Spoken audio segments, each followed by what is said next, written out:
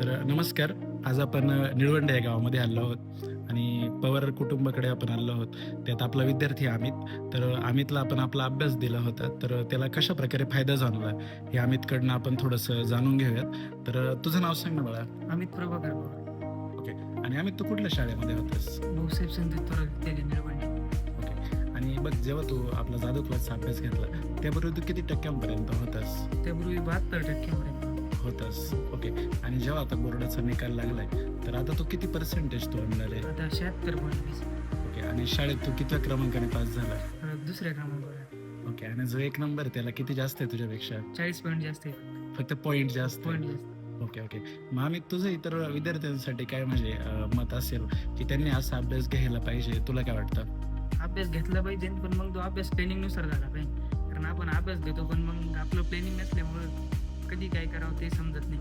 आपल्या प्रथम सत्र, द्वितीय सत्र आणि वार्षिक परीक्षा ऐन वेळेला येऊन पडतात आणि तो अभ्यास झालेला नसतो. हां. त्यामुळे जेव्हा माणसाला प्लॅनिंग असतं तेव्हा ते त्याच्या प्लॅनिंगमध्ये शेड्यूलमध्ये होऊन जातं आणि मग माणसाला कोणत्याही गोष्टीची भीती वाटत नाही. Okay, okay. म्हणजे अभ्यास घेतला पण पाहिजे हो, घेतला आणि तो पाहिजे. केला पण पाहिजे. हो. ओके. म्हणजे कदाचित तू अजून जास्त केलं असतं, जास्त तर केलं तुला असतं. अजून टक्के टक्के जास्त पडले असते. मिळाले असते. ठीक आहे, ठीक आहे. ओके.